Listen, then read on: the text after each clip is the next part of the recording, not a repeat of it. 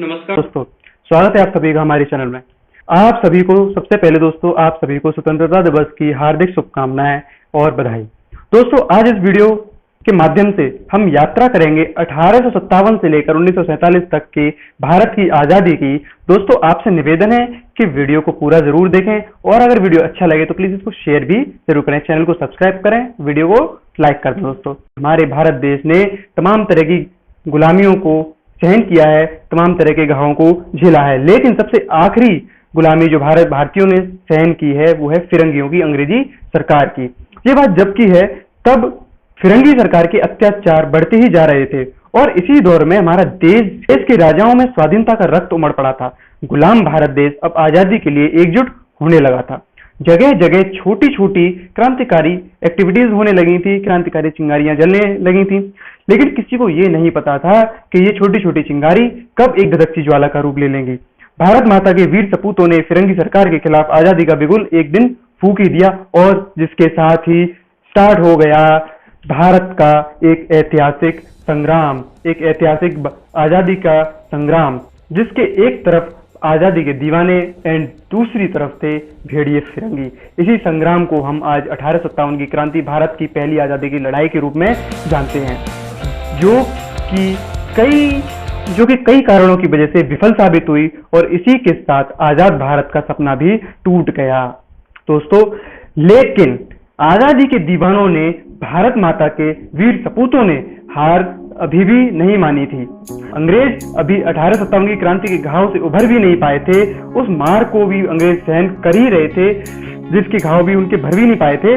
तभी फिरंगी सरकार के दिल दहलाने वाली एक घटना होती है। महाराष्ट्र के क्रांतिकारी बाल गंगाधर तिलक के शिष्यों ने, जिनको हम चापेकर ब्रदर्स के नाम से जानते हैं, 1881 में एक क्रूर राक्षस, अंग्रेजी अधिकारी एक क्रूर राक्षस को नरक का द्वार दिखा दिया, जिनका नाम था पांडेय चापेकर और बालकृष्ण चापेकर, जिनको हम चापेकर ब्रदर्स के नाम से भी जानते थे।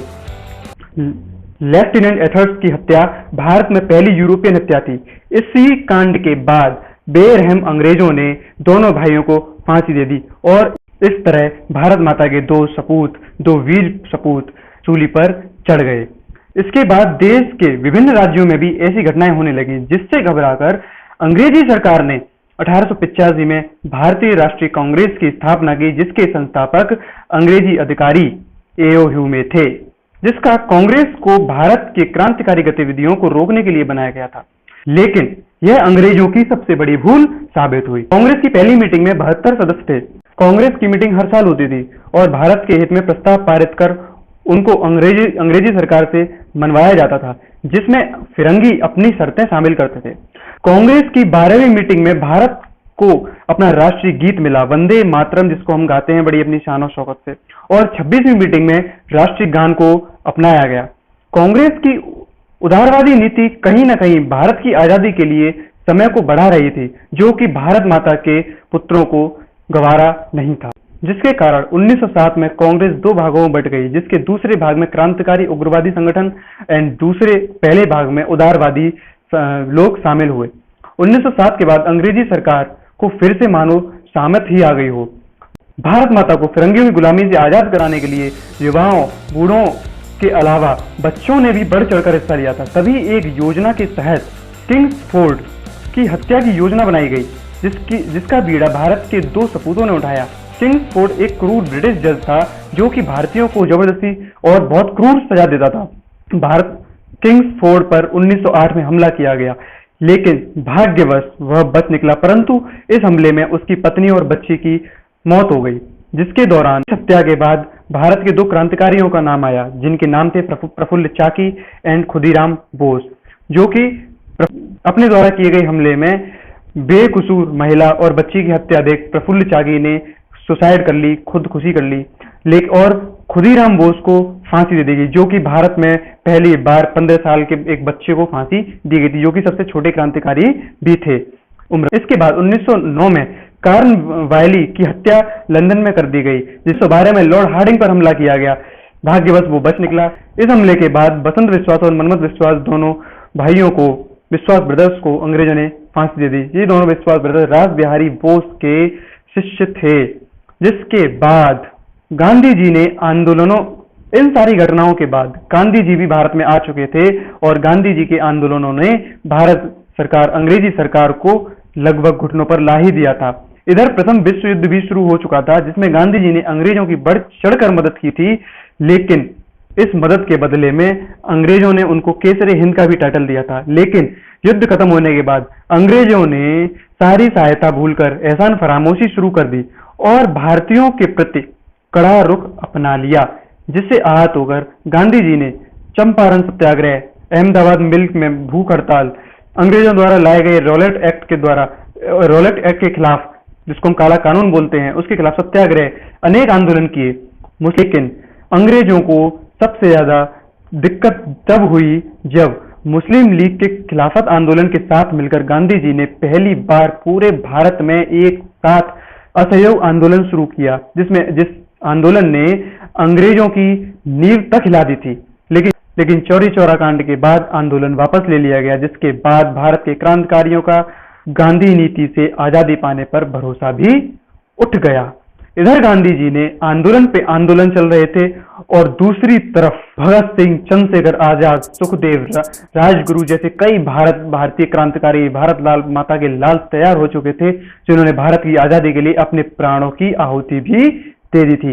जिनके क्रांतिकारी हमले इतने भयावह होते थे, जिससे अंग्रेजी सरकार को उनके नाम से ही डर लगने लगा था। अंग्रेज गांधी से इतने परेशान नहीं थे जितने इन क्रांतिकारियों से डरे हुए थे। क्यों थे?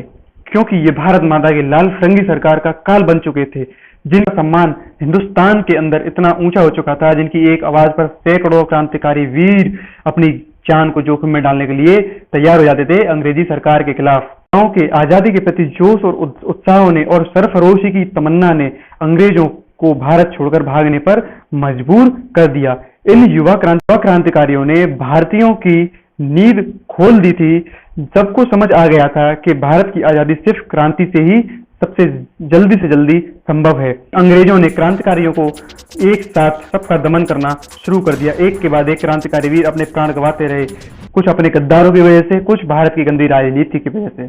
इसी दौरान भगत सिंह, सुखदेव और राजगुरु को फांसी की सजा सुनाई गई। गांधी जी चाहते तो भगत सिंह, सुखदेव और राजगुरु को बचा सकते थे, लेकिन उन्होंने ऐसा नहीं किया और तीनों को एक दिन पहले ही उनकी सजा, तीनों वीर योद्धाओं को, वीर क्रांतिकारियों को एक दिन पहले ही फांसी दे दी गई।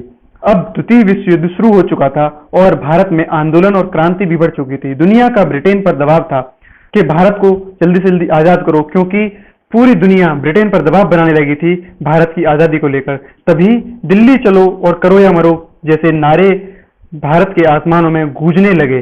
भारत में सुभाष चंद्र बोस द्वारा निर्मित आजाद हिंद फौज भी तैयार हो चुकी थी अपने आजादी के लिए लड़ने के लिए, आजादी पाने के लिए। अब तो मानो अंग्रेजों की घोर शामत आ चुकी थी। द्वितीय विश्व युद्ध खत्म होने के बाद ब्रिटेन में तख्ता पलट होता है और वहां लेबर पार्टी की सरकार आ जाती है।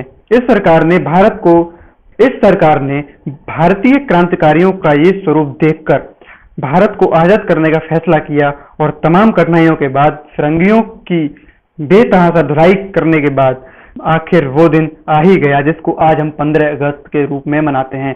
15 अगस्त 1947 का वो दिन, आजादी का दिन, जिसे हम आज भी मनाते हैं। तो दोस्तों, कैसा लगा आज का हमारा ये सेशन? कैसा लगी आपको ये वीडियो? प्लीज कमेंट सेक्शन में बताना कि विचार कृपया आप हमें कमेंट सेक्शन में बता सकते हैं। और अगर आप ये वीडियो यूट्यूब पर देख रहे हैं तो प्लीज चैनल को सब्सक्राइब कीजिए, लाइक कीजिए, शेयर कीजिए। और यदि आप हमारा वीडियो फेसबुक या इंस्टाग्राम पर देख रहे हैं तो प्लीज हमारे पेज को भी फॉलो करें। दोस्तों, ऐसी वीडियो आपको अब मिलती रहेंगी। एंड धन्यवाद दोस्तों, मिलते हैं नेक्स्ट वीडियो में। जय हिंद, जय भारत, भारत माता की जय, वंदे मातरम।